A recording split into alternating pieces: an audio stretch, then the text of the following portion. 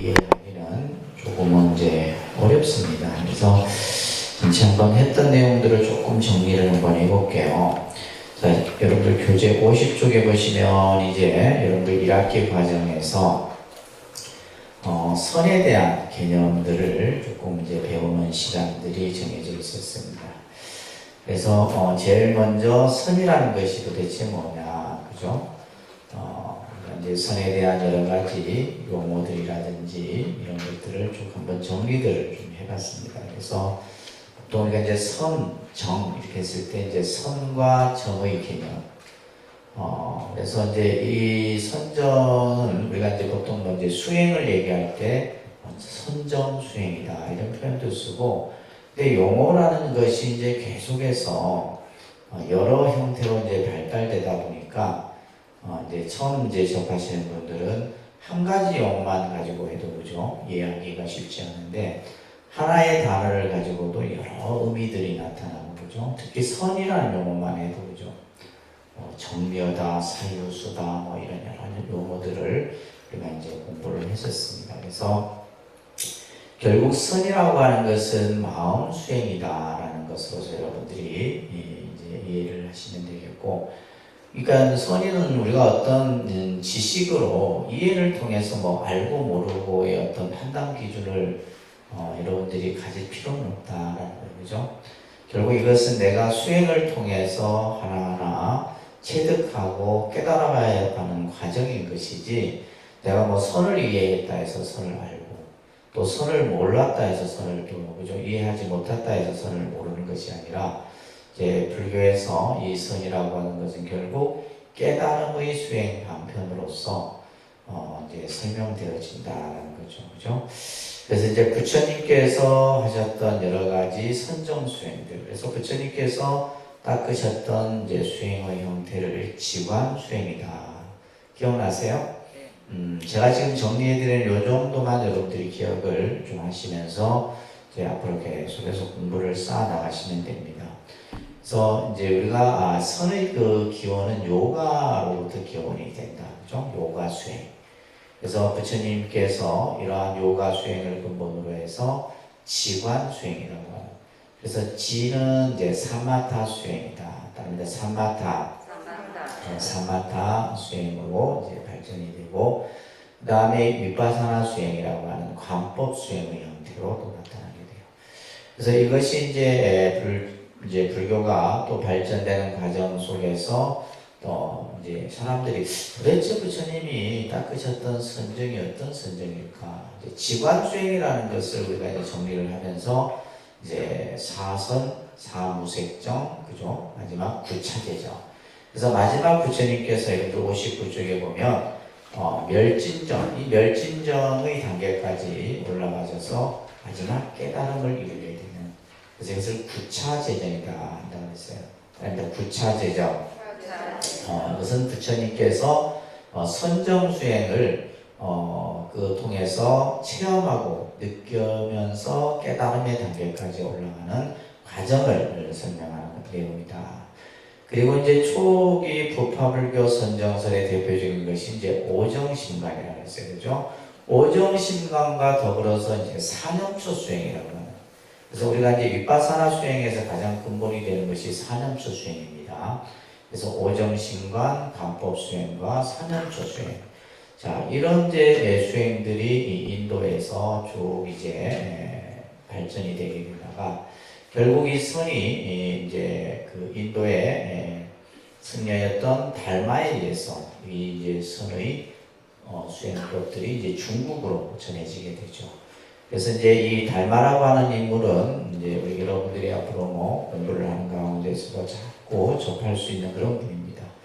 그래서 달마에 의해서 이제 중국의 선이 전해지고, 그리고 이제 육조 해능에 의해서 그죠? 이제 선법이 쭉 전해지는 이러한 내용들을 여러분들이 이제 좀 보셨습니다. 그래서 교재로 79쪽에 가시면 이제 조사선이라고 하는, 그래서 달마 이후 해능으로 이어져서 나타나는 중국의 선을 조사선이라 얘기를 합니다.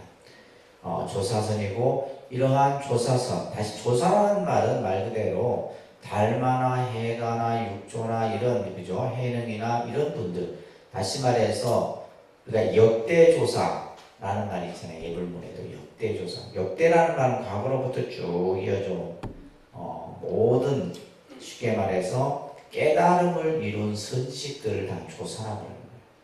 그래서 우리가 보통 뭐 조사다, 선사다 이런 용어들도 이제 좀 다양하게 나타나지만은 자, 이 중국에 와서의 조사선의 가장 큰 특징은 뭐예요? 그 전에는 앉아서 좌선만 하는 것이 이제 수행의 전부였더라면 조사선에 와서는 뭐예요? 일상생활이 곧 선이 된다. 이게 핵심이에요. 일상의 삶이 곧 수행과 연관지어져서 그래서 우리가 움직이고 머물고 앉고 눕고 밥 먹고 차 마시고 하는 그죠? 모든 일상이 그래서 이제 그러한 조사선의 모습이 지금 이제 21세기 우리 한국의 선불교회도 그대로 이제 이어지고 있다는 거죠. 그래서 이러한 조사선의 여러 가지 특히 이제 사상적 특징들도 있죠, 그죠? 사상적 특징은 이제 예를 들면 도불용수, 그죠? 굳이 닦으려고 할 필요도 없다 이 말이에요. 굳이 닦는다는 생각조차도 그것도 뭐요? 오염된 생각이에요. 그래서 우리가 이제 뭐 금강경이나 육조단경에도 나오지만은 함이 없이 하고 행함이 없이 행하고 닦음이 없이 닦는 이런 어떤 그 선의 사상들이 불교 수행 속에서 자리를 잡게 됩니다. 그리고 대표적인 인물이 바로 마조 스님의 그죠? 가르침이라든지 이런 것들 나중에 여러분 이제 마조록이라든지 이런 어록들을 직접 접해 보셔야 돼요. 그래서 이제 지금 이제 이렇게 마조, 뭐 육조 해능, 뭐 그죠? 남한괴양 이런 이제 선사들의 얘기가 여러분들이 쭉 좀 시간이 지나고 나서는 그때 그 당시에 이제 들었던 그런 선사들이구나 이런 또 기억도 나시죠, 그죠? 그래서 평상심 시도라는 말이 핵심이라고 했어요, 그죠? 그러니까 평상심 시도. 그래서 우리가 이제 선을 한다라고 하는, 다시 말해서 마음 수행을 한다라고 하는 가장 기본적인 것은 뭐냐면 분별하지 않는 거예요. 그래서 우리가 모든 중생들이 여러분들이 마음속에서 일어나는 이 분별심으로 인해서 좋고 싫은 게 그저 나눠지게 되고 싫고 그죠? 이런 뭐 옳다 그러다라는 것도 나눠지게 되고 뭐 친하다 예를 들면 나는 저 사람과 별로 친하지 않다 이런 어떤 인간관계에서의 모든 것들이 결국 뭐에 의해서 분별심에 의해서 나타나는 거다. 그러니까 분별하지 않는 마음이 바로 뭐다? 평상심이다. 아시겠죠? 여러분들이 이제 부처님 공부를 해가면서 그러한 내 마음 속에서 일어나는 분별심들을 조금씩 깎아가는 이런 이제 가르침들이 이 선에서 중요한 핵심이었죠. 그러면서 이제 이러한 조사선의 구체적인 실천 수행법이 이제 가나선, 묵조선이라고 하는 거죠. 두 수행법으로 구분이 되어진다. 그래서 이제 실제 우리 한국의 선불교는 무슨 선? 가나선. 그 맥을 이루고 있는 것은 조사선의 가풍과 가나선 수행을 근본으로 해서 이루어지고 있다. 그래서 가나선에서의 제일 중요한 개념은 뭐예요? 화두를 참고한다. 뭘 참고한다? 화두가 뭐라고 그랬어요? 화두. 내가 가진 가장 본질적인 의문이에요. 내가 갖고 있는 가장 근본적인 문제. 이것을 우리는 화두라고 해요. 근데 이 화두는 뭐냐면 그냥 내가 쉽게 그냥 뭐 어떤 지식으로 풀 수 있는 그런 문제들이 아니다라는 거예요. 그죠? 그래서 이 화두를 끊임없이 의심을 일으키고 그죠? 그 의심이 의단이 되어져서 결국 그 의단이 타파됐을 때 우리가 이 선에서 깨달음이다라는 표현을 쓰는 겁니다. 그래서 이러한 선의 모습들이 우리 한국 선에 그대로 적용되어져서 나타나고 있다는 것까지 전체적인 내용들을 우리가 한번 쭉 봤습니다. 그래서 결국 이 선은 어떤 이론도 이론이지만은 가장 중요한 것은 뭐다? 내가 방석 위에 앉아봐야 돼. 방석 위에 앉아서 예를 들면 몇 날 며칠, 그죠? 몇 년, 몇십 년을 내가 이 수행을 부지런하게 해 나감으로써 내 마음의 번뇌도 없어지는 것이고 궁극의 깨달음의 경계까지 나타나게 되는 겁니다. 자, 오늘은 이제 마지막 이러한 선이 우리나라에 전해지게 되는데, 이 전해지는 과정, 그리고 그 흐름들을 우리가 한번 좀 정리를 하고, 선에 대한 강의를 마무리를 할까 합니다. 보통 우리가 이제 불교가 우리나라에 전해진 그러한 그 이야기들은 여러분들이 뭐 공부 학교 다닐 때 기본적으로 다 배웠던 내용들이에요. 그죠? 인도 불교가 이제 중국에 전해지는 그 연도를 이제 이 중국 불교 전래설도 여러 설이 있어요. 중국 불교사를 이제 여러분들이 나중에 공부를 하시게 되면 중국의 불교가 어떻게 전해지는가. 근데 참 이 중국도 그렇고 우리나라도 그렇고 이 불교가 전래될 때 그 받아들이는 분이 누구냐면 그 나라의 왕이었어요. 예를 들면 왕들이 불교를 받아들입니다. 그러다 보니까 이제 뭐요? 불교가 분명히 봤을 때 우리가 뭐 우리나라 입장에서도 보면 불교는 외래 종교죠. 외래 종교라고 합니다. 외부에서 들어온 종교다 이 말이에요. 우리 입장에서 보면. 근데 이제 불교가 우리나라에 들어온 지 한 1700년 되다 보니까 우리 문화, 우리 사상, 우리 관습, 우리의 어떤 생활 곳곳에 스며 있다 보니까 불교가 그냥 우리 불교처럼. 그래서 우리는 이제 예를 들면 한국 불교다 이렇게 표현하는 거예요. 불교가 분명히 발생된 곳은 어디예요? 인도지만은 우리나라에 들어온 지가 1000년이 넘었어. 2000년이 다 되는데. 그러면 그 속에서 모든 것들이 다 스며 있다. 그래서 이제 그러한 불교를 한국 불교. 또 이제 중국의 불교가 전래되면 그게 전래되어진 불교를 뭐라 그래요? 중국 불교. 그 다음에 일본 불교, 티베트 불교, 뭐 남방 불교, 뭐 이런 식으로 이제 이 불교가 그 나라에 전해지게 되는데, 그래서 여러분들 교재에도 나와 있듯이 이 후한 명제 때 이때 이제 중국의 불교가 전해지게 돼요. 근데 중국에 전해진 불교는 또 우리나라가 그 불교를 또 영향을 받게 되죠. 그죠? 그래서 보통 이제 삼국의 불교 전례를 잠깐 한번, 이건 뭐 역사적인 이제 기록 개념이니까, 그죠? 소스리망 17대 372년이에요. 이때 이제 당시 중국의 진왕이라고 하는 왕이 부견이라고 하는 이 부견이라는 인물은 왕 이름입니다. 진왕 부견이 당시 승려인 순도에게 이제 불상과 불경을 고구려로 보내게 돼요. 그리고 나서 이게 이제 첫 기록입니다.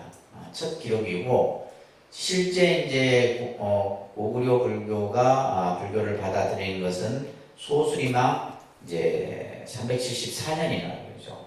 아도화상이라는 고구려 시대 때 아도화상이 이제 불교를 이렇게 전해지게 됩니다. 그러면서 이제 이 당시 승문사 이불란사라는 절을 이제 왕이 지어서 이 순도와 아도를 주석하게 하게 되는데, 당시 이제 뭐 광개토왕 이 시절에 이제 당시 평양에 고구려의 수도가 평양이었잖아요, 그죠? 9개의 큰 사찰을 지어서 해했다. 그러니까 이제 고구려도 이제 이 왕에 의해서 불교를 받아들이게 되고, 그러다가 이제 고구려는 실제 이제 도교가 성행을 하게 됩니다. 당시 도교가 성행하게 되면서 이제 고구려에서 불교가 또 이제 자치를 잡는. 이것이 또 나중에 뭘로 또 전해요? 백제에게 전해지고, 또 그 다음에 신라에게 전해지고. 보통 우리가 이제 삼국의 불교 전례를 보게 되면 고구려, 백제, 신라 이렇게 얘기를 합니다. 근데 이제 요즘에 이제 역사학자들도 그렇고 이 삼국 불교 전례설에 대해서 이의를 제기하는 분들이 많죠. 이 삼국 불교 전례설은 어떻게 보면 이 역사라고 하는 것은 때로는 어떤 정치적 힘의 논리에 의해서 역사적 그런 관점들이 이렇게 만들어지기도 합니다. 지금은 이제 우리가 이제 가야불교설 얘기를 하죠, 그죠? 가야불교설. 그러니까 가야불교설이 이제 사실은 삼국 불교 전례설보다 더 빠릅니다. 김소왕이 허황우에 의해서, 그죠? 허황우가 인도로부터 아유타국에서 불상과 불경을 가지고 와서 이제 불교를 전해졌다는 이 가야 불교설에 대한 그러니까 설만 있지 역사적인 정확한 그래서 이제 우리가 이제 예를 들면 김해 같은 경우는 이 가야 불교설에 대해서 이제 지금 우리가 있는 뭐저 장류화상이라든지 그죠 장류사 같은 경우 그러니까 우리가 여러분들 원래 장류라고 하는 지명도 여러분들 지금 지리적 표현으로 보면 이렇게 돼 있어요. 장류가 길장자에다가 이술유자가 돼 있어요. 장류. 근데 이게 원래 잘못된 거예요. 이 원래는 이게 이술유자가 아니고 원래는 놀유자로 써야 됩니다. 놀유자라고 하는 한자를 써야 되는데 이게 뭐냐면 오랫동안 머물렀다 이거예요. 누가? 장유화상이 이곳에 오랫동안 머물렀다. 근데 이 한자는 획수가 많잖아. 그러니까 이게 이제 막 그냥 쉽게 쓴다고 이걸 써버린 거예요. 근데 지금은 이 글자가 이 있을 글자가 그냥 우리 지명이 돼버리는 거죠. 그래서 이제 이 장유화상에 대한 이야기, 그래서 뭐 칠구랑과 장유화상, 그 다음에 이제 호황우의 사찰이 있죠, 그죠? 김해 무슨 절이에요? 와무상라고 하는 사찰이 있어요. 그런데 사찰이 터만 있고 민가가 전부 차지하고 있어요. 그래서 그런 부분들에서 아무튼 그리고 여러분들 장유암 올라가다 보면 사지가 발견이 돼요. 지금 사지 장유암 중간쯤 되면 땀을 쫙 하는 데가 있어요. 그게 뭐냐면 신라시대 때 절터라고. 사실은 그 절터가 예를 들면 가야시대 때 절터해야 되는데 지금 이제 신라시대 때 기와라든지 몇 가지 이제 유물들이 나왔는데 사실은 이제 그런 어떤 유적들 이런 것들 그런 것들 예를 들면 이제 어떤 기록물이라든지 이게 나와야지만 사실은 가야 불교설이 딱 확정이 돼요. 근데 또 이제 이렇게 가야 불교에 대한 얘기를 하니까 왜 기독교에서는 반대를 하죠. 뭐 기독교 단체에서 엄청 반대합니다. 가야 불교설에 대한 이런 얘기들에 대해서. 그래서 이제 이런 것들은 뭐 역사학자들이나 또 이제 정치가들에 의해서 나타나지만은 지금 우리가 이제 공식적으로 불교 전례설을 얘기할 때는 이제 삼국불교부터 이렇게 전례 얘기를 하는 겁니다. 백제불교를 보시게 되면 킴유왕 385년에 이때는 이제 인도의 승려 마라난타가 이제 중국을 거쳐서 백제불교를 전하게 돼요. 그리고 이제 당시 이제 백제불교는 우리가 흔히 여러분들 뭐 역사 공부할 때 보셨지만은 저 충청도 그죠? 이쪽 권역이 전부 백제 부여라든지 그죠? 공주 이쪽이 다 이제 백제 권역입니다. 그래서 백제불교도 상당히 그 문화가 꽃피웠던 그런 불교다 보시면 되고 그 다음에 이제 신라는 눌지왕 때 무코자라고 하는 이 스님이 이제 모래라고 하는 이 이제 집에서 불법을 전하게 되는데 이 모래가 나중에 뭘로 바뀌냐 절로 바뀌냐 절이라고 하는 용어 명칭이 그렇게 또 이제 바뀌게 됐다라고 이제 전해지기도 하죠. 근데 실제 이제 공식적으로 불교가 전래된 것은 2차돈의 순교에 의해서 신라가 공식적인 불교를 이루게 됩니다. 그리고 이제 알다시피 이제 통일신라에 이르러서 이제 불교가 이제 이 삼국이 통일이 되잖아요, 그죠? 불교 문화라든지 사상이라든지 이런 것들이 엄청나게 이제 꽃을 피우게 됩니다. 특히 이제 신라하면 우리가 이제 원광법사라든지 원효라든지 의상이라든지 차장이라든지 그죠? 이런 분들은 이제 신라 삼성이라고 해요, 보통. 원효, 의상, 차장 이 분들을. 그래서 지금도 이제 우리가 보면 원효 스님에 대한 박사 논문, 사상에 대한 연구가 가장 많아요. 원효 스님. 그 다음에 이제 의상 스님 같은 경우는 이제 화엄 쪽, 화엄을 공부하는 분들은 이제 의상 스님의 의상조사 법성계 있죠, 법성계. 이제 이런 것들을 전부 의상 스님께서 다 하신 건데, 의상 스님의 그런 어떤 화엄 사상이라든지, 특히 이제 자장 스님 같은 경우는 여러분들 뭐 통도사를 창건하고, 또 이제 당시 신라의 어떤 유를 확립했던 인물로도 이제 널리 알려져 있습니다.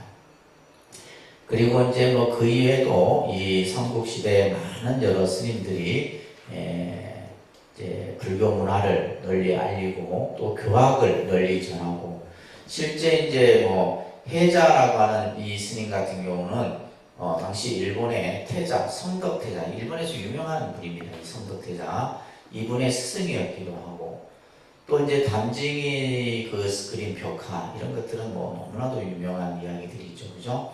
그래서 일본에 실제 이제 백제가 불교를 일본에 이제 전한 이런 것들도 우리가 역사적으로 얘기를 합니다.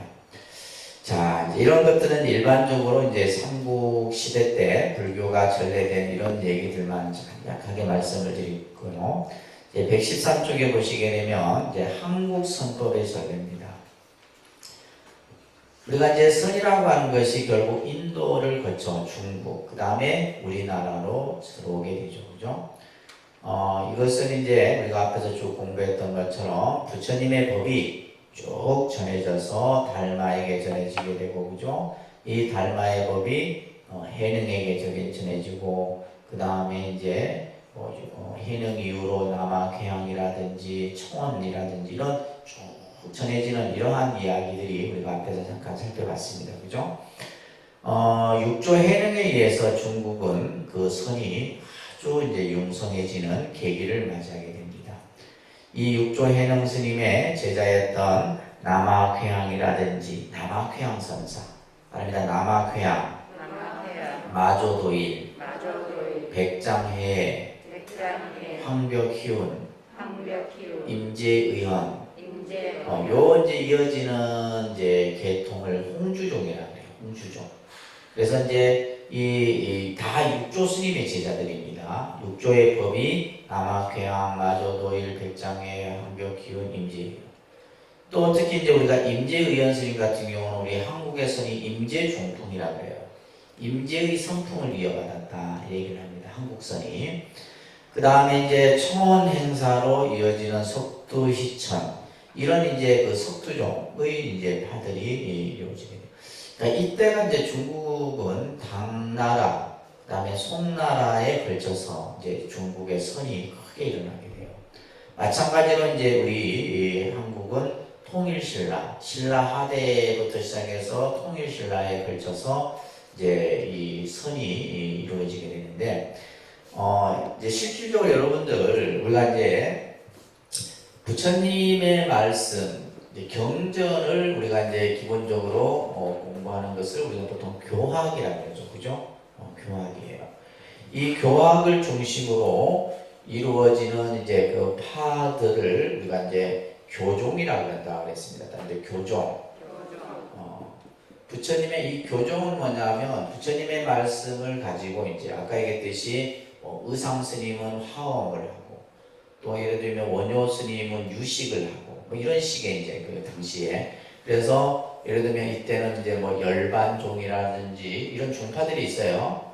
화엄종이라든지 그 다음에 이제 법상종 이런 종파들 이런 이제 그 교학에 있어서 이런 이제 종파들이 실제 그래서 이제 교종이 사실은 더 크게 일어납니다.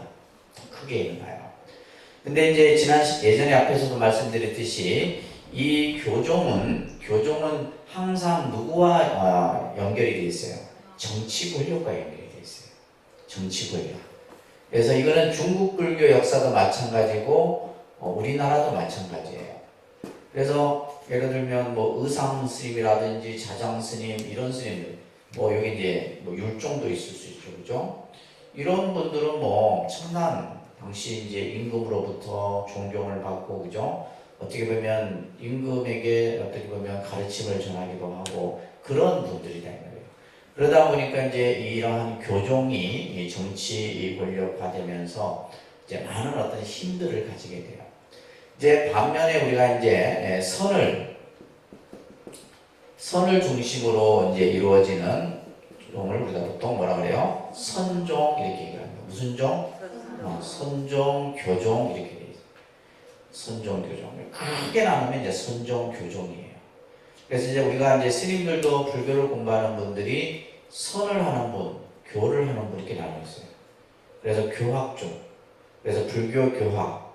그다음에 선학 이렇게 이제 학문적인 영역도 구분이 되어 있습니다. 그래서 이제 이 선종 같은 경우는 주로 어디에 위치해요? 산을 중심으로 하고, 그죠? 지방에, 저 시골 구석, 저 깊은 산 중에. 그러다 보니까 뭐요? 이제 큰 어떤 그 힘은 없지만 뭐요? 조금씩 어떻게 해요? 산을 중심으로 해서 뭐가 이루어져요? 산물이 형성이 되는 거예요. 뭐가 형성이 된다? 산물이 형성이 돼요. 이제 산의 규모가 커지는 거죠. 근데 주로 이제 이러한 선종들은 누구에게 많은 도움을 받냐면 지방 호족들.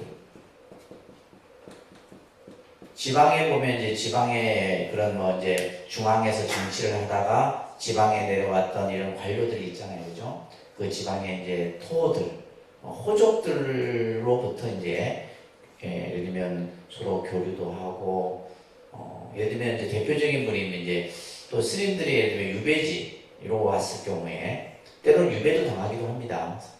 그러면 이제 초이선사 같은 경우도 이제 그죠? 당시 유배해 왔던 그런 인물들과 뭐 교류도 하고 이러면서 이루어지게 되는데, 자, 그래서 이제 밑에 보시게 되면 한국 불교의 전개 과정에서 신라 불교는 불교가 공인된 약 300년에 걸쳐서 경전의 전례와 이해 연구, 그죠? 부처님의 말씀을 중심으로 한 그런 여러 가지 이런 이제 교학적인 토대를 이루게 되는 거예요.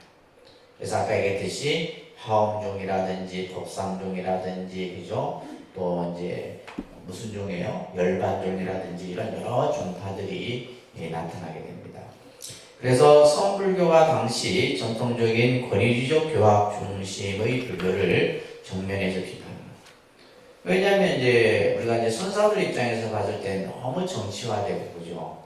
너무 어떤 이렇게 이 힘이 그쪽에 쏠리다 보니까 서로 이제 약간의 그런 충돌들이 생기죠. 그러면서 이제 조금씩 선이 나타나게 되는데, 자, 여러분들 114쪽 보세요. 자, 교학불교는 중앙 정치 세력과 결탁해서 정치 세력화되면서 뭘 중심으로? 을의 중심으로 이제 중심을 이루게 돼요. 그러다 보니까 뭐가 상실돼요? 대중성이 상실되는 거예요. 사람들로부터 이제 점점 멀어지게 된다면 결국 몇몇 힘 있는 자들에 의해서 이제 그런 사찰들이 운영이 되고 이런 모습들이 나타나는 거예요. 근데 반면에 우리가 이제 선종 사찰들, 그죠? 선불교에서는 뭐예요? 지방의 산사를 중심으로 수행을 이제 근본으로 하게 되는 거예요. 수행을 근본으로 해서 뭐가 이루어진다? 산문의 형성이 이루어진다. 자, 요 흐름을 여러분들이 요 흐름만 잘 이해하시면 돼요. 역사의 그 공부는 흐름을 이해하는 거예요. 단편적인 내용을 이해하는 것이 아니라 그 전체적인 흐름의 과정들을 여러분들이 이해를 하시게 되면, 왜 그러면 이걸 여러분들이 필요하냐면 이제 불교에 대한 안목이 좀 넓어져요. 지금 내 눈앞에 이것만 보는 게 아니라 우리가 예를 들면 1700년에 한국 불교를 쭉 이해를 해야 되고, 그죠? 그 다음에 또 2600년에 불교를 또 쫙 이해를 해야 되고, 그래야지 내가 그래서 이제 역사를 좀 공부하는 분들이 보면 세상을 보는 눈이 좀 넓습니다. 그래서 여러분들 역사책들 좀 많이 보세요. 세상에 보는 눈이 넓어져요. 뭐 그 역사 뭐 지나간 이야기인지. 그러니까 결국 뭐야? 현재라고 하는 것은 지나간 과거의 시간이 있기 때문에 현재가 있는 거고, 또 현재의 모습을 통해서 우리는 또 미래를 볼 수 있는 거잖아요. 그죠? 자, 그러면 이제 우리가 해동선법의 전례에 대한 이제 내용들을 볼 때, 이런 것들도 전부 이제 역사학자들에 의해서 연구가 됩니다. 최치원이 쓴 아주 명필가죠, 그죠? 최치원하면 뭐 당시 아주 명필가입니다. 봉암사, 지증대사, 적조탑비. 자, 우리가 이제 이런 이제 역사적인 사실을 가장 이제 그 기록에 의해서 찾을 수 있는 것은 탑이에요. 그래서 우리가 이제 여러분들 그 통도사나 해인사나 이런 데 가면 이런 탑비들이 있어요. 스님들의 탑비. 예, 그러니까 이 지금 이 봉암사에 있는 적조탑비는 누구의 탑이에요? 지정대사의 탑이에요. 그래서 문경 봉암사에 가면 있습니다. 이 탑에 보게 되면 이제 중국의 선이 신라로 와서 전해지는 그러한 이야기가 나와요. 그래서 예를 들면 첫째, 보리 달마로부터 시작해서 해가 승천 도신으로 이어지는 능가종 계통의 이야기가 언급이 돼요. 이 탑에. 또 하나는 뭐냐 하면 홍주종의, 여기서 중요한 인물이 바로 서당지장이라고 하는 인물이에요. 서당지장 스님. 이 서당지장 스님은 아까 우리 앞장에서 홍주종 봤죠, 그죠? 남학, 개항, 마조도일, 백장회, 한교, 기운, 임재의원이 쭉 이어지면서 임재의원 밑에 이어지는 인물이 바로 서당지장이라고 하는 인물이에요. 이 서당지장의 선법을 이제 배우는데 그것을 배웠던 인물이 바로 도의라고 하는 스님이에요. 도의국사다 그래요. 도의국사. 그러니까 도의, 홍척, 해철, 요 분들이 서당지장의 선법을 배웠다라는 기록이 어디에 나온다? 봉암사의 지정대사 적조탑비에 나옵니다. 그래서 이제 우리가 보통 이제 탑을 이렇게 이제 탑이 있으면 오래된 탑이잖아요. 그래서 그것을 이제 그 탑에 있는 것을 이제 종이에다가 이렇게 해갖고 이제 그것을 막 찍어냅니다. 찍어내서 그걸 가지고 이제 하나 이제 연구를 하는 거죠. 글자가 훼손된 것도 있고 막 여러 가지가 이제 있다 보니까 그래서 이제 이 지정대사 적조탑비에 보게 되면 신라의 불교에 최초로 선법을 전한 이를 범랑이라고 하는 이제 인물을 얘기를 하고 있어요. 범랑. 그래서 그러니까 범랑, 신행, 준범, 해은, 도혼. 이제 이건 뭐 외울 필요 없습니다. 그래서 여기 앞에 지금 범랑이라고 하는 요 인물이 이 봉암사 지정대사 적조탑비에 보면 이제 이 선법을 전했다라고 하는. 그러면 이제 이 실제 범랑은 누구에게로부터 법을 받았냐 하면 북종의 선법을 배우겠다라는 기록이 나요. 북종. 다시 말해서 이 북종의 선법을 신행이라고 하는 인물이 배우게 되는데 당시 범랑이라는 스님은 선덕여왕에서 헌덕왕 시대 때 이제 활동했던 스님으로 이제 추정을 하는 거죠. 그리고 실제 이제 이 신행이라고 하는 스님은 신라 해공왕 때 지리산에서 이제 수행과 교화를 펼쳤고 그 다음에 이제 지리산에 가면 단속사라고 하는 절이 있어요. 여기에 보면 이제 그 신행비가 있어요. 이 신행비에 이제 그러한 기록들이 나오고 있습니다. 나오고 있어요. 그래서 예를 들면 보족의 제자 지공선사에게 가르침을 받았고 신행은 법은 회항산을 중심으로 전개됐다. 이런 얘기들이 이제 이런 어떤 이제 비석에 쭉 나오는데 자 그런데 이제 이 범랑에 대한 이 부분은 이제 기록은 있지만은 이것이 이제 확실하게 이제 이것을 정말 역사적 사실로서 딱 증명할 만한 그게 마땅치가 않은 거예요. 그러다가 이제 북종선을 전한 신행이 입적한 뒤에 한 40년이 지나서 도의선사가 이제 중국에 들어가게 돼요. 도의선사. 이 도의선사는 738년에서 821년에 계셨던 분입니다. 이분이 당나라에 들어가서 37년 정도를 공부를 하게 되는데 이때 이제 바로 앞에서 우리가 공부했듯이 홍주종의 마조도일의 수자제하였던 서당지장의 인가를 받았다. 서당지장. 그래서 이 서당지장의 인가를 받았다는 것은 뭐예요? 법을 받았다 이런 얘기예요. 누가? 도의국사가. 도의선사라고 하는 스님이 이제 인가를 받아서 821년에 신라로 귀국해서 무슨 선을 전했다? 남종선을 전했다. 자, 우리가 예를 들면 이 남종선은 누구의 선이에요? 해능, 육조 해능의 선을 남종선이라고 해요. 아까 우리 이제 북종선, 북종이라는 말이 나왔죠. 그죠? 신행 그 법랑이라는 스님은. 이 북종선은 이제 누구의 선이에요? 신수의 선이에요. 그러니까 이제 우리 이 한국의 선은 지금의 선은 뭐냐? 남종선의 육조해능, 달마로 이어지는 육조해능, 그 다음에 지금 또 임지의원으로 이렇게 쭉 이어지는 선인데, 그러다 보니까 이제 우리 조계종은 바로 이 도의선사를 뭘로 모시고 있냐면 종조로 이렇게 모시고 있는 거예요. 도의선사를 뭘로 모신다고요? 조계종의 종조입니다. 종조.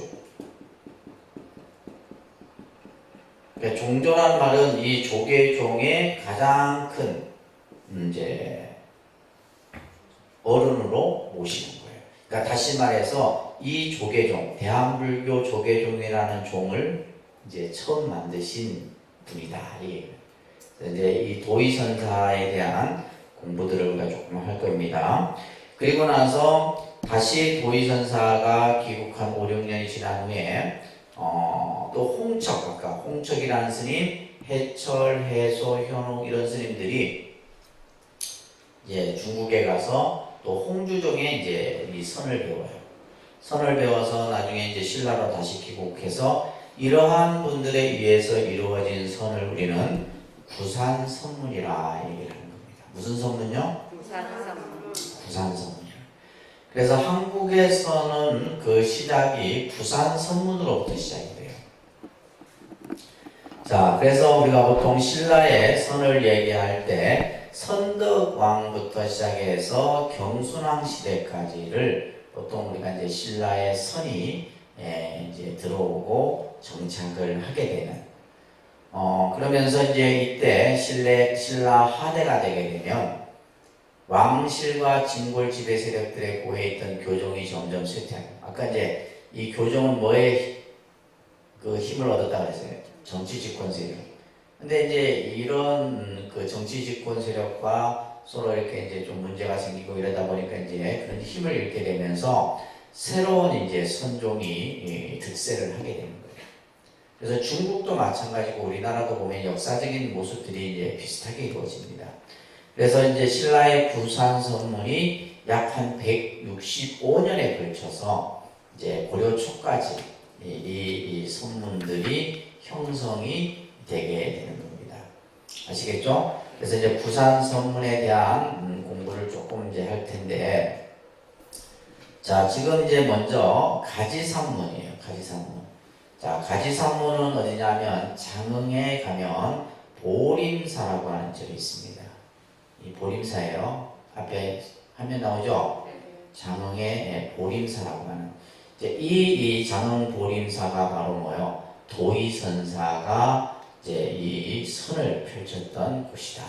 그래서 실제 이제 우리가 이제 이 구산선문을 이렇게 순례하는 그런 분들도 계세요. 그래서 이제 이렇게 절이 있는 곳도 있지만은 터만 남아 있는 곳도 있고 그래요. 그래서 장흥 보림사. 그래서 이 첫 번째 가지산문이라 합니다. 그러니까 가지산문. 그래서 809년에 개창을 하게 돼요. 다시 말해서 산문을 연다. 산문을 열면 뭐요? 많은 스님들이 이곳에 와서 뭐요?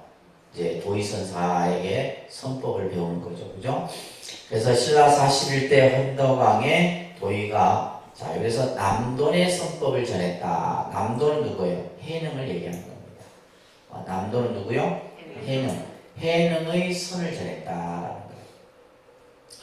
도의 속성은 왕씨입니다.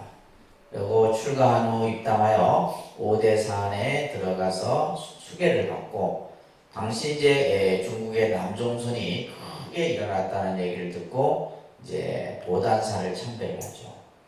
여기에 이제 그 내려오는 기록이 있는데, 도의선사가 이 보단사에 육조 스님을 모신 정각이 있었는데, 그 보단사의 육조의 당, 그 문에 딱 들어섰을 때 문이 저절로 딱 열렸다. 이게 기록이 나와요. 그리고 도의가 참배를 하고 나오자 문이 저절로 탁 닫겠다. 이런 기록들이 전부 나오고 있어요. 그리고 이제 도의선사는 아까 이제 37년 정도 그죠? 중국의 이 남종 홍주종의 선법을 배우게 되죠, 그죠?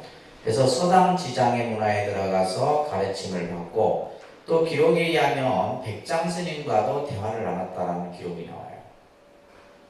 그리고 헌덕강 10년에 귀국해서 마지막에는 이제 설악산에 들어가서 선법을 펼쳤다. 이런 이제 그래서 이제 가지산문이라고 하는 장흥의 보림사가 바로 이제 도의선사가 선법을 처음 그래서 구산선문을 처음 연 곳이다라는 것만 꼭 기억을 하시기 바랍니다. 자, 그러면 이 도의선사가 어떤 선법을 펼쳤냐 했을 때 무의이문의 종지를 펼쳤다 이렇게 얘기하고 있어요. 무의이문이라는 것은 뭐냐면 무의라는 것은 조작하지 않는 거죠. 이문이라고 하는 것은 모든 것을 맡기는 거예요. 마치 뭐냐면 이게 이제 선이죠. 어떤 내가 임의대로 조작하거나 무엇을 하는 것이 아니라 예를 들면 우리가 그냥 흐르는 물, 바람, 자연의 이런 어떤 변화 이것을 그냥 그대로 내가 그 모습과 하나가 되어져서 그 안에서 내가 수행을 하고 깨달음을 이루는 그래서 무의이문의 종지를 얘기를 하게 되는데 도의선사는 선문보장록이라는 곳에 당시 이제 교학불교가 그렇죠. 교학불교라고 하는 것은 부처님 경전을 공부하다 보면 뭐 옳다 그르다 맞다 틀리다 그죠 이런 개념에 얽매이게 돼요. 그래서 부처님의 근본 가르침을 바로 알지 못하는 것을 지적을 합니다. 어디에? 선문보장록이라고 합니다. 저희 이제 동국대학교에서는 이거 이제 석사과정에서 이 선문보장록을 공부를 합니다. 그래서 선문보장록에 이제 이 도의선사가 이런 지적하는 가르침이 있어요. 그래서 선의 가르침으로는 바로 지금 이 순간에 자신의 성품을 보라. 그죠? 이게 바로 뭐예요? 이것이 부처님의 가르침이었고 달마의 가르침이었고 육조 해능의 그 다음에 남학 회양의 가르침이었다. 그렇기 때문에 특히 우리가 이제 마조도일의 가르침이었던 문영무수예요. 그러니까 문영무수. 우리가 예를 들면 도라고 하는 것은 굳이 닦을 필요도 없다 이 말이에요.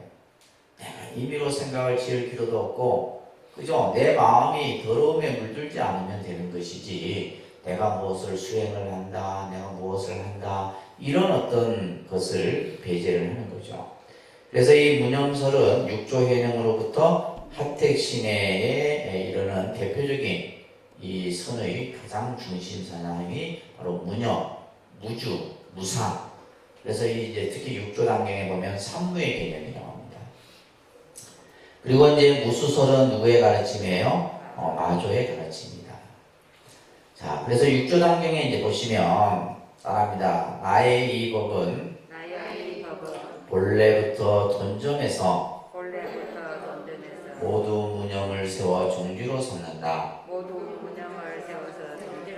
무념을 종지로 삼는다. 이 얘기를 하고 있죠.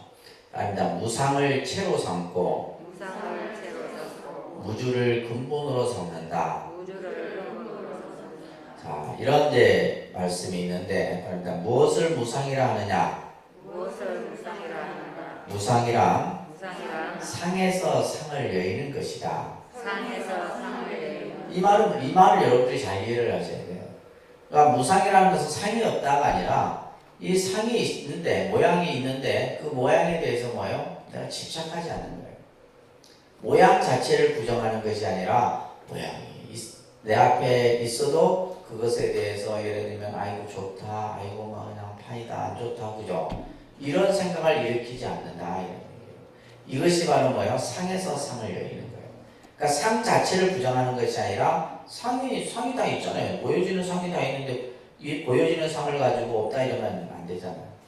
상 자체를 긍정하되 그것에 대해서 뭐 하지 않는다? 집착하지 않는 것이 바로 무상의 개념이에요. 그리고 어떤 합니다. 무념이라 염에서 염하지 않는다. 그러니까 무념이라는 말은 그냥 생각이 없다 이게 아니에요. 생각이 없으면 그게 의식이 없는 건데 생각이 없다는 것이 아니라 생각을 하되 그 생각에 집착하지 않는 거예요. 생각을 하되 그 생각에 집착하지 않는 거죠. 우리는 왜냐면 늘 의식의 활동이 일어나는데 어떻게 생각을 안 할 수가 있어요. 생각 자체를 부정하는 것이 아니라 생각을 하는데 그 생각에 뭐 하지 않는다? 집착하지 않는다. 이게 무념이에요. 앞에 얘기했던 무상의 개념이고 이게 선입니다. 이게 선이에요.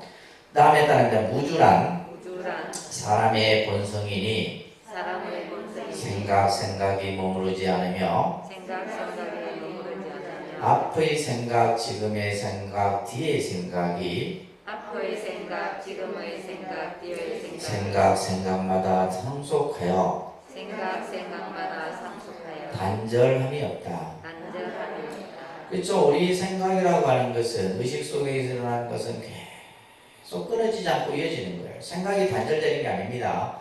내가 지금 어떤 대상에 대해서 보고 생각하고 있다가 다른 걸 보면 앞에 봤던 게 없어지는 것처럼 느껴지잖아요. 그러나 그게 없어지는 게 아니에요. 계속 이어지는 거예요.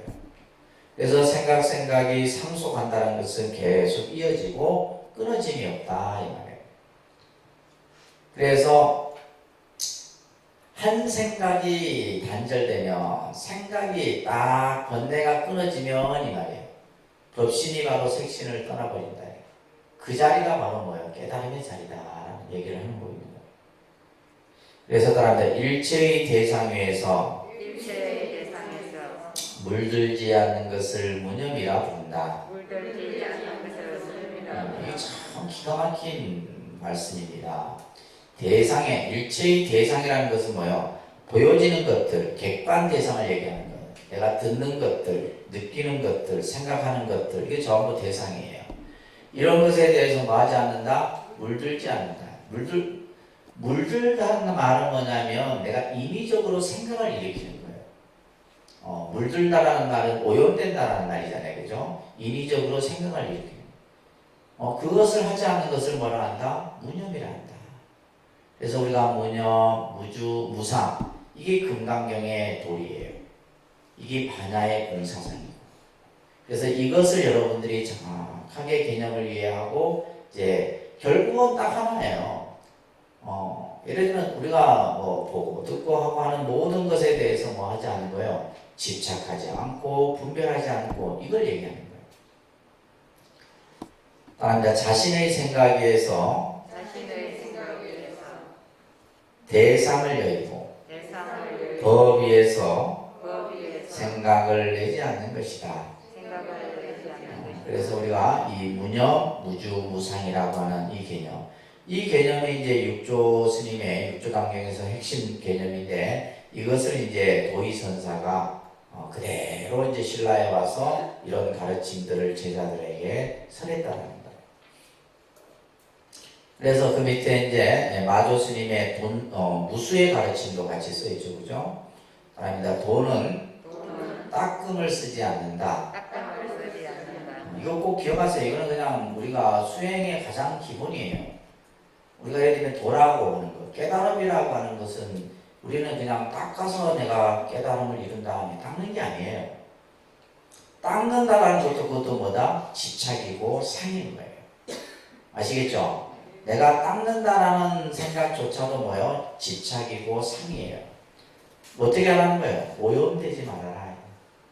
다시 말해서 생각을 오염시키지 말아라. 그러면서 어떤 것이 오염인가? 이 말이에요. 생사의 마음이 있어 취향을 조작하는 것이다. 취향이라는 것은 내 마음이 어디로 향하는 것. 이 향하는 것을 뭐 하는 거예요? 조작하는 것이 오염이다. 다시 말해서 좋고 싫고 옳고 그르고 맞고 틀리고 하는 이러한 마음을 일으키지 말아라. 근데 여러분들은 여기 와서도 그 생각을 일으키고 삽니다. 집에 가서도 똑같고 절에 와서도 똑같고 닦아도 똑같고 안 닦아도 똑같고 그렇지 않아요? 뭐 닦으면 좀 달라야 되잖아. 근데 닦으면 더 해요. 어떻게? 모르는 사람은 몰라서 가만히 있기도 한데 그래서 큰일이야. 그래서 만일 그 돌을 바로 닦고 그죠? 깨닫고 싶으면 평상심이 도다. 이게 선이에요. 내 마음을 분별하지 않고 조작하지 않는 거, 그죠? 하나님 조작이 없고 조작이 없고 시비가 없으며 시비가 없으며 취사가 없고 취사가 없고 단상이 없으며 단상이 없으며 음성이 없음을 말한다. 공성이 없음을 그러니까 예를 들면 평상심이라고 하는 것은 시비가 없는 것이고 취사라는 것은 내가 취하고 버리는 것을 말하는 거예요. 우리는 뭐냐면 좋은 건 취하고 나쁜 것은 버리려고 하잖아요. 단상은 영원하고 영원하지 않는 것, 범부와 성인 이런 것이 없다는 거예요. 그런 마음이 있으면 그 마음은 어떤 마음이에요? 오염되어진 마음이다. 그래서 이러한 무수의 가르침, 무념의 가르침, 이런 가르침을 도의선사가 신라에 와서 전했다라는 겁니다. 아시겠죠? 자, 그래서 이제 우리가 118페이지에 보시면 우리가 이제 대한불교 조계종이라고 하는 이 종명이 이제 바로 육조 해능 스님과 연결되어 있는 거예요. 여러분들이 조계종 하면 그냥 조계종 하면 뭐요? 뭐 결혼 안 하는 데 이래 생각하면 안 돼요. 대부분 조계종 하면 그게는 결혼 안 하는 그 개념이 아닙니다. 조계종은 뭐예요? 조계라는 명칭은 육조 해능 스님께서 수행했던 진영이에요. 근데 그 설명이 있죠, 그죠? 육조 해능 스님이 계를 받고 나서 보림사라고 하는 곳에서 이제 이 제자들을 가르칩니다. 거기에 이제 큰 봉우리가 있고 그 봉우리 사이에 큰 계곡이 있어요. 그 계곡이 흘러서 이제 쭉 하천으로 흐르게 되는데 이곳에 이제 당시 조순랑이라고 하는 사람이 늘 이 육조 스님께 공양을 올렸답니다. 그래서 이 조순랑이라고 하는 사람이 그 성이 조치죠. 조치와 그리고 그 계곡이라고 하는 이제 우리가 이제 계자는 계곡 할 때 계자입니다, 그죠? 그래서 조계라는 명칭을 사용하게 된 거예요. 그래서 이제 이 조계라고 하는 이 용어가 바로 당시 육조 스님께서 그래서 이제 그 선풍을 일으켰던 보림사를 조계 보림사로 불려지게 되고 이 조계라는 말 자체가 육조 해능을 가리키는 말이 된 거예요. 그래서 우리가 이제 이 조계종이라는 명칭이 바로 그렇게 해서 사용이 된 거예요. 그러니까 이제 조계종 하면 뭐야? 선종. 조계종 무슨 종? 선종입니다. 우리 대한불교 조계종. 예를 들면 이제 뭐 우리 이제 한국불교에 보면 법화종, 그 다음에 태고종, 천태종 이런 종파들은 보통 이제 교학 쪽에 있는 종파들이에요. 그 다음에 뭐 또 뭐 진각종, 진원종 뭐 이런 종파가 굉장히 많습니다. 그래서 조계종, 대한불교 조계종이라고 하는 그래서 우리가 이제 조계종의 종지가 뭐예요? 직지인심, 불인문자, 그죠? 교회별전, 견성성불. 다시 말해 선의 종지와 똑같은 거예요. 선의 종지와 같습니다. 그리고 조계종의 소위 경전이 무슨 경전? 금강경. 이 금강경은 선경이에요. 선경. 그래서 실제 우리가 이제 선이 조계종의 가장 핵심인데도 우리는 지금 뭘 하고 있어요? 선보다 뭘 많이 해요? 교도 뭐 별로 안 하지. 맨날 뭐만 해? 연불만 하잖아요. 근데 이게 이제 사실은 우리 한국 불교가 가지고 있는 이제 그런 특성 중에 하나가 뭐냐면 통불교적인 성격을 가지고 있어요. 통불교적인. 그래서 이제 실제 우리 대한불교 조계종에서는 그래도 이제 공부를 좀 한다 하는 분들은 누구를 얘기를 해요? 선원에서 수행하는 수자들을 얘기하는 거예요. 그래서 이제 우리가 보면 우리나라의 총림이라고 하는 사찰들이 있죠, 그죠? 총림 여러분들 기본 과정에서 배우셨잖아요. 수행도량이에요. 수행도량인데 여기에는 뭐가 있어요? 선원이 있고, 그죠? 유론이 있고, 그 다음에 뭐가 있어요? 연불원이 있고, 또 뭐가 있어요? 강원. 이 네 교육기관이 들어있다 말이에요. 그래서 이제 우리나라에 지금 7개가 이제 총림이 있는데 뭐 통도사, 해인사, 송방사, 동화사, 범어사 이런 절들이에요. 그러니까 이런 절들은 뭐냐면 요 4개의 수행기가 그러다 보니까 꼭 어떤 하나의 그것만 하는 것이 아니라 대표적인 이 4가지를 다 하는 거죠. 그래서 선언은 말 그대로 참선 수행을 하는 스님들이 있는 공간이고, 유로는 부처님의 유를 공부하는 분들이, 그 다음에 연불로는 연불을 하는, 그리고 강호는 부처님 경전을 공부하는.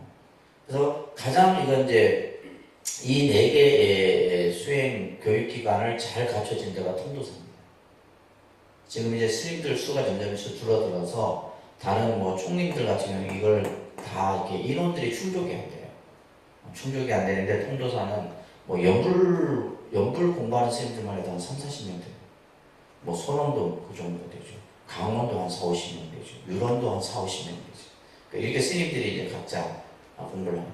그러다 보니까 이제 우리 이 조계종은 뭐냐면 참선도 하고 연불도 하고 그죠. 경도 읽고 이런 수행들이 이것을 우리가 이제 흔히 이제 어떤 하나만을 하는 것이 아니라 전체적인 것을 다 수행을 아우르는 이런 것들이 그렇지만은 조계종은 뭐다? 선을 근본으로 한다는 것을 여러분들이 그래서 사실 우리 독림선언도 그냥 독림상함될 건데 왜 내가 선언을 붙여있겠어요?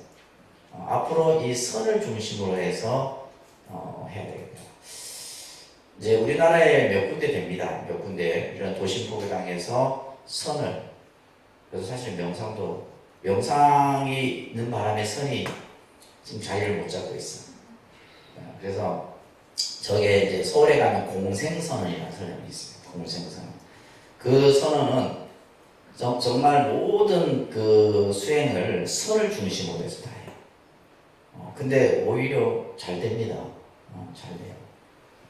하여튼. 근데 이제 이와 같이 우리가 이제 우리 한국 불교도 보면 그래서 실제 이렇게 있지만은 그래도 가장 대우받는 데가 여기예요. 스님들을 가장 그래도 이렇게 좀 받들어 공부할 수 있도록 이렇게 해주는 데가 선원입니다.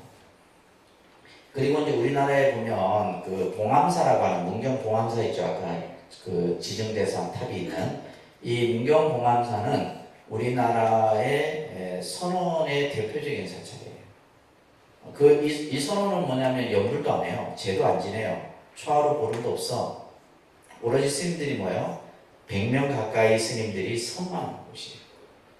그래서 이 선원은 봉암사라고 하는 선원은 조계종에서 모든 그 운영 경비를 다 지원해줘요. 그러니까 뭐야 신도들 재지내고 연불하고 그런 거 아니에요. 오로지 참선 수행만.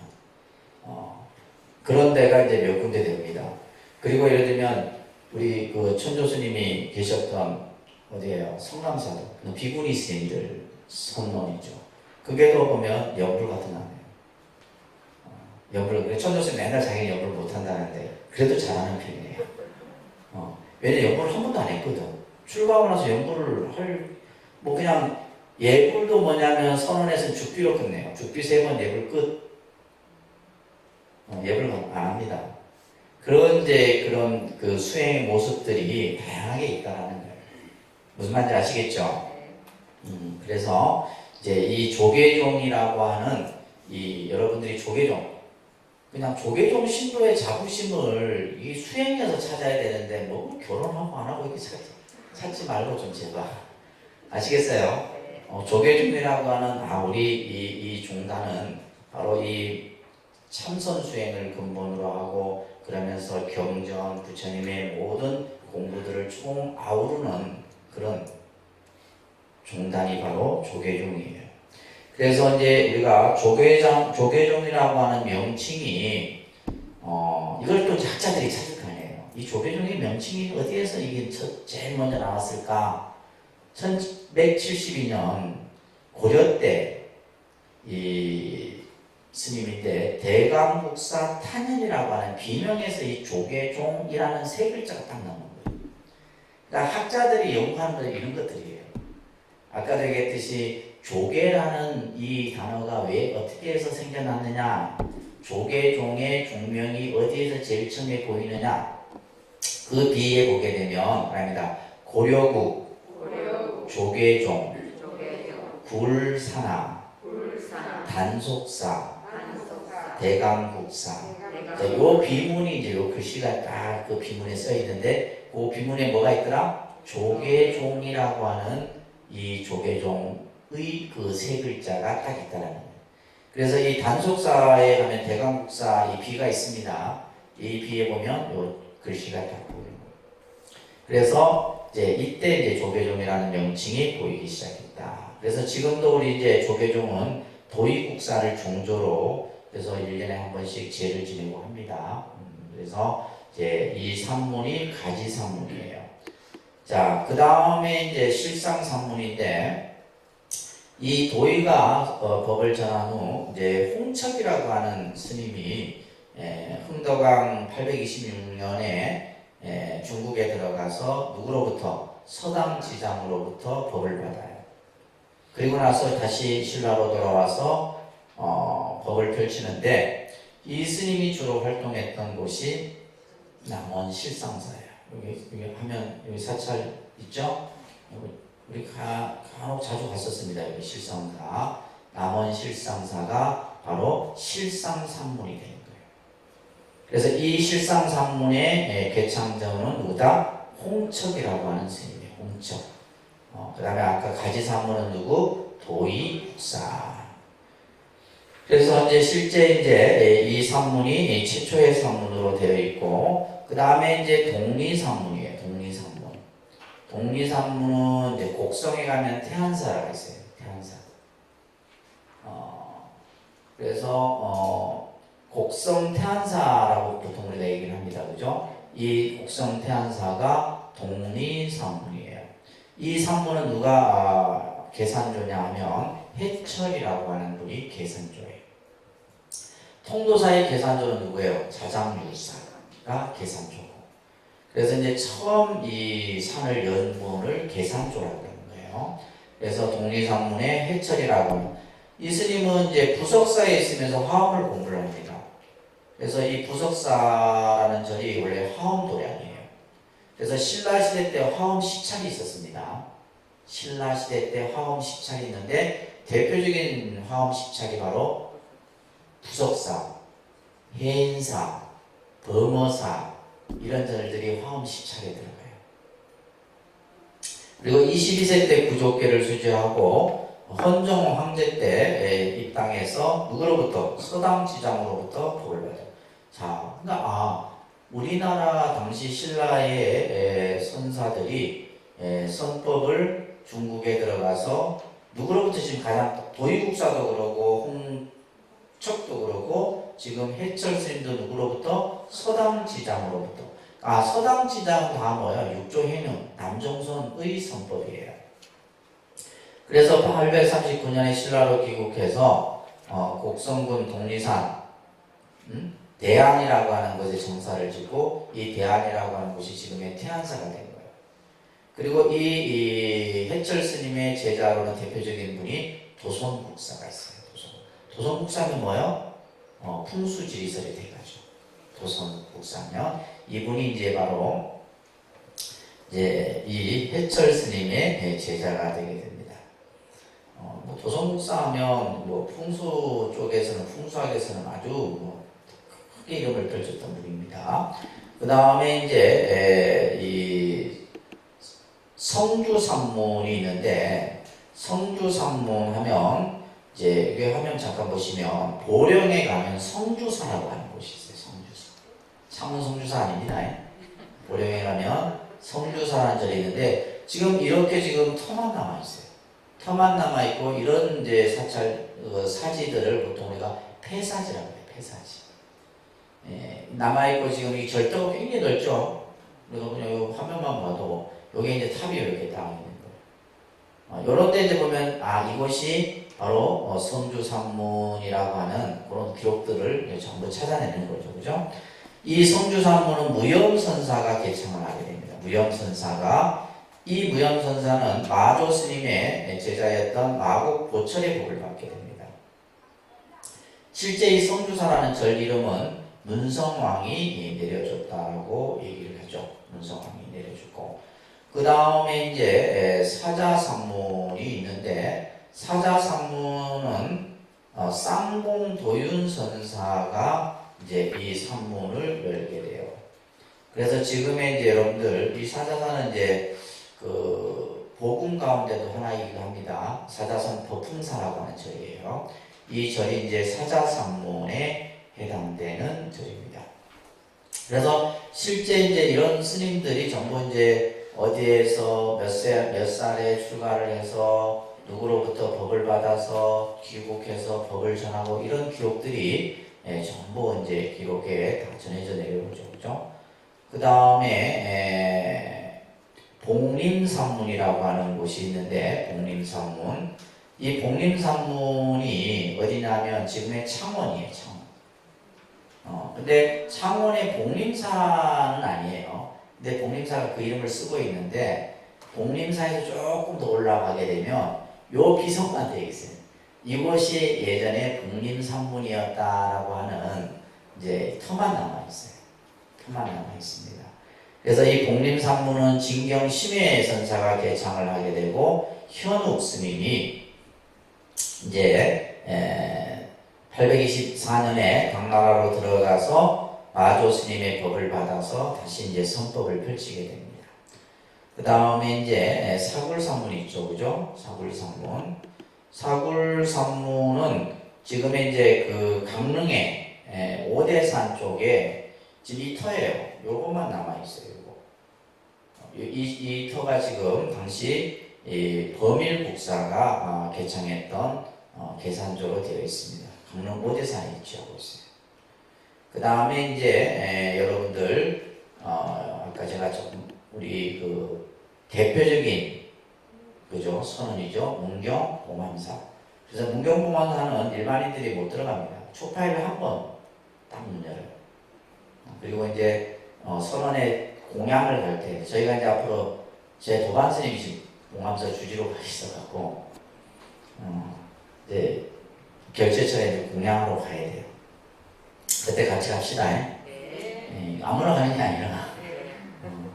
그래서 문경 봉암사가 이제 바로 이제 희양산문이라고 합니다. 희양산문. 이 희양산문의 계산조는 지선 스님이에요. 지선 스님도 이제 중국에 가서 법을 배우고 이제 신라로 돌아와서 이 산문을 개창. 이 봉암사 아주 좋습니다. 굉장히 아주 기운이 좋은 그런 도량이에요. 그 다음에 이제 수미산문. 수미산문이 있는데 이 수미산문은 지금은 이제 흔적이 없어요. 이 계산조가 이엄선사인데 웅고도웅 스님의 문화에 가서 법을 받았다. 그래서 청원계통의 스님이라고 이렇게 남아 있습니다. 그러니까 이제 신라 시대 때 이런 이제 그 산문들이 굉장히 널리 이제 전해진 것을 우리가 알 수가 있는데 그 신라 경문왕 때 861년에 신라 경문왕 때 861년에 철강국사라고 하는 스님이 이제 선언을 개설하는데 그 선언이 독림선언이에요. 우리랑 똑같아요.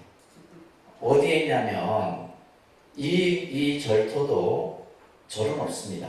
아까 얘기했던 이제 터만 남아 있어요. 어디에 있냐면 전라도 쪽에 있어요. 나중에 한번 저도 가보고 싶은데 전라도의 그쪽이 이 절도 똑같이 우리처럼 오동나무 동자에 수풀림자 있어요. 그러니까 독림선언이라고 하는 선언이 있었다. 이제 그런 기록만 남아 있어요. 그러니까 신라 시대 때는 이제 이런 구산선문 말고도 그죠? 이런 여러 스님들이 이런 선언을 개설해서 선풍을 증작하고 했다라는 것을 우리가 볼 수가 있습니다.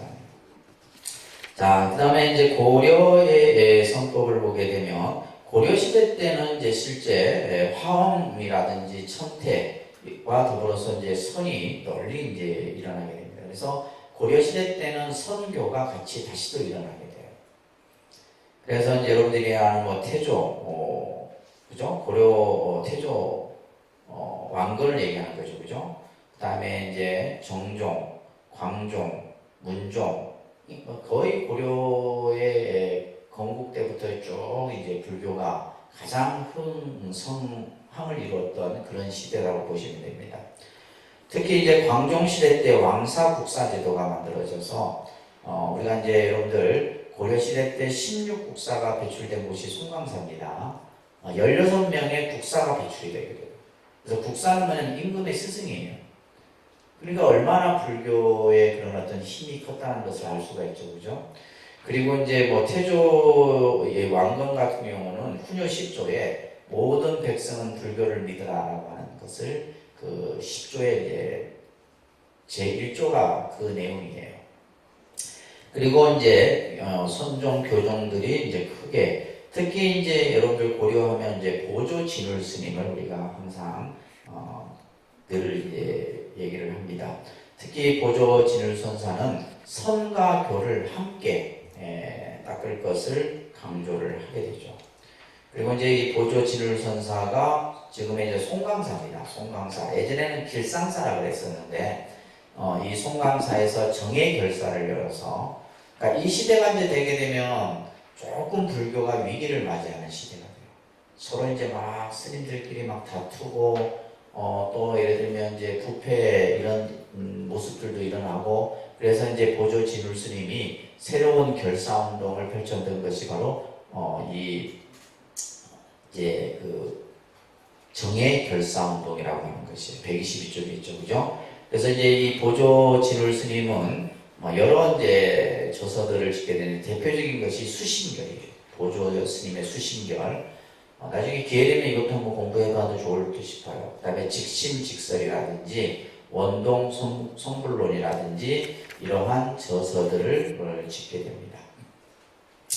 자, 그러면서 이제 조선시대로 우리가 잠깐 넘어오게 되면 이제 조선시대의 선법은 어떻게 보면 좀 더 이제 한국적이고 독창적인 선풍을 일으켰던 선승들이 나타나게 되죠. 그렇지만 이제 우리가 조선 불교를 2조 500년 동안 그죠? 2조 이씨 가문들이 쭉 통치를 했잖아요.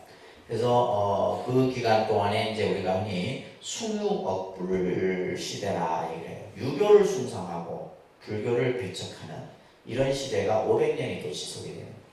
참 이 역사라는 것이 그죠? 삼국시대 때 불교가 전래가 돼서 통일신라 때 불교가 이루어지다가 그죠? 고려시대 때까지 크게 성행을 하다가 고려 말에 이게 쭉 불교가 이제 사그라들게 되죠. 그러면서 이제 유교의 승리학이 들어오고 그러면서 이제 또 스님들이 제 역할을 못해서 그래요. 스님들이 사실 제 역할만 했어도 우리나라의 어떤 유교가 크게 뿌리를 내리지 못했을 수도 있어요. 그런데 스님들이 원체 너무 이제 여러 가지 뭐 수행적으로든 정치적으로든 문제가 많았죠. 자, 그렇지만은 이제 세종 때 보게 되면 당시 이 종파가 7개가 있었는데 이것을 선교 양종으로 통합을 시킵니다. 이제 쉽게 말해서 이제 축소를 시키는 거예요. 우리가 예를 들면 대학 개편하듯이 그냥 흩어져 있는 걸 딱 2개로 모아놓은 거예요. 그러니까 보통 이제 세종 임금은 이제 정치적으로는 불교를 많이 이렇게 이제 배척을 했지만 개인적으로는 불교를 굉장히 숭상했던 임금이 바로 세종이에요. 세조 임금들 같은 경우. 그래서 예를 들면 여러분들 그 한글 창제할 때 그죠? 그 한글 창제 주도적 역할을 했던 인물들 중에 또 스님들도 있습니다. 그 영화도 만들어졌잖아요, 그죠? 그래서 이제 세종 임금이 한글을 창제할 때 스님들의 어떤 그런 좋은 장도 받기도 합니다.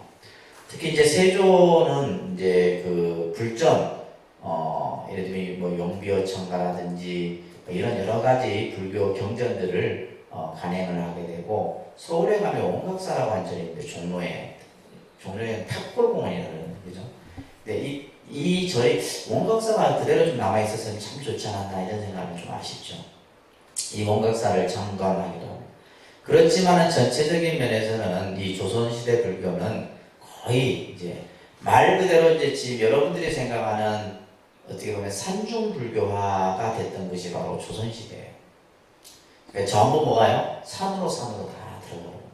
왜 그러냐면 이제 당시 스님들의 신분은 천민보다도 못한 신분이었다.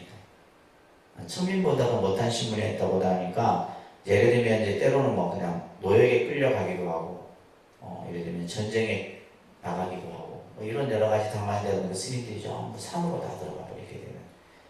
그렇지만은 이제 그런 가운데서도 이제 여러 선사들이 나타나죠. 특히 벽성지엄이라든지 진정청책이라든지, 특히 이제 여러분들이 뭐 잘 알고 있는 서산 스님, 사명대사 이런 분들이 이제 어떻게 보면 꺼져가는 그 조선의 불교를 살려냈던 분들이라고 보시면 됩니다. 특히 이제 서산 스님 같은 경우는 선가기감이라고 하는, 이것도 여러분들도 기회가 되면 공부를 한번 꼭 하세요. 선가기감이라고 하는 저서를 통해서 모든 수행과 또 선과 교의 아주 핵심만을 설하신, 또 당시의 여러 가지 이제 문제점들을 또 지적하시고, 이런 내용들이 이 선가기감 속에 담겨 있습니다. 그리고 이제 이 서산의 제자였던 이제 서산 스님의 제자가 이제 사명대사죠, 그죠? 그 다음에 평양 언기선사라고 하는 이런 분들에게 쭉 선이 전해지게 되고, 그 다음에 조선 후기에는 이제 백파공선이라든지 이런 이제 스님들에게까지도 선이 쭉 전해지게 됩니다. 백파공 스님의 이제 대표적인 책이 이제 선문수견이라는 책인데, 이 책도 이 가르침도 굉장히 이제 선에 있어서 중요한 가르침이라고 선문수견입니다. 그리고 이제 이러한 조선 시대 쭉 이어지는 선이 이제 여러분들이 잘 아는 뭐 경어 스님, 망공 스님, 이런 스님들로 쭉 선이 이어지게 되고, 그 다음에 이제 청담 스님이라든지 성철 스님, 효봉 스님, 그리고 이제 뭐 우리가 경봉 선사, 또 망공, 이런 데 쭉 이어지는 선들이 쭉. 그래서 이제 한국에서는 어떻게 보면 이제 그 중국의 선의 영향을 받아서 이제 부산 선문이 형성이 되고, 결국에는 이제 이 우리나라에 들어와서는 결국 한국 선으로 발전되게 된다라는 겁니다, 그죠? 그래서 지금도 어떻게 보면 우리 그 전 세계적으로 부처님의 이런 어떤 그 선의 수행을 가장 잘 뭐 예를 들면 남방불교 같은 경우는 윗바사나 수행이라든지 뭐 사마타 수행이라든지 이런 수행법들이 남방불교에서는 중심을 이루고 있죠, 그죠? 그러나 이제 우리가 동북아시아죠, 중국, 일본, 우리나라 이렇게 삼국을 봤을 때 그래도 가장 이제 어떻게 보면 수행답게 하는 곳은 바로 뭐야? 우리나라의 선언이라고 보시면 됩니다. 그러니까 그 선언은 주로 뭐예요? 중국의 어떤 선풍의 영향을 받았지만은 독창적인 한국의 선을 통해서 지금도 뭐예요? 우리가 이제 가나선을 많은 사람들에게 보급하고 또 알리고, 또 세계적으로도 이제 이 선을 알리기 위해서 많은 노력들을 하고 있는 겁니다. 그래서 여러분들이 이제 마지막 이 한국선을 이렇게 들으시면서 바로 우리 이 대한불교 조계종이라고 하는 이 종단의 근본 수행은 바로 뭐다? 가나선 수행이다 라는 정도. 그 정도는 기억하세요. 가나선 수행이고, 그래서 이제 여러분들이 이제 앞으로 나중에 이제 불교대학을 마치면 이제 선문화대학을 또 이제 공부를 하셔야 돼요. 선의 선문화대학에 들어가서는 이제 선에 대한 실참이라든지 이론이라든지 어록이라든지 이런 것들을, 그래야지 이제 우리가 말하는 뭐냐면 선교가 두루 갖춰지게 돼요. 아시겠어요? 네. 우리 스님들도 마찬가지입니다. 이제 예를 들면 선만 하는 분들은 선이 우월하다라고 얘기하고, 또 교를 하는 사람은 아이고 뭐 교가 제일이라고. 그래서 늘 보면 선교가 항상 대립을 했던 그런 시대가 많았었어요. 아까 얘기했던 이제 보조진율 스님이라든지 서산 스님 같은 경우는 선교 일치의 개념을 얘기했어요. 선교 일치, 선교 병수, 선과 교를 함께 닦는, 이게 이제 한국의 불교에 있어서 가장 중요한 개념이에요. 근데 아까도 얘기했듯이 뭐 예를 들면 우리가 이제 때로는 어떤 그 삶 속에서는 선을 하는 사람들은 교를 무시하고, 교를 무시해요. 또 교를 하는 사람은 아이고 저 뭐 선하는 사람들 아무것도 모른다 이렇게 또 무시하고. 그러니까 이런 풍토는 없어져야 된다. 그러니까 여러 불자님들도 마찬가지예요. 선도 해보고, 그죠? 교도 같이 또 해보고, 연불도 해보고, 또 여러 가지 이제 불교의 다양한 공부들을 통해서 여러분들이 불교에 대한 그 어떤 견해라든지 안목이 좀 넓어질 필요가 있다는 겁니다. 아시겠죠? 자, 그런 차원에서 저희가 한 5강에 걸쳐서 선과 관련된 여러 이야기들을 쭉 이렇게 살펴봤습니다. 혹시 이제 들으시면서 궁금했거나 나는 잘 들었는데 이해가 안 된다라고 하는 질문의 시간, 질문을 받는 시간입니다. 다 이제 고개를 딴데돌리고 질문 없어요? 1달이면 언제 질문하겠어?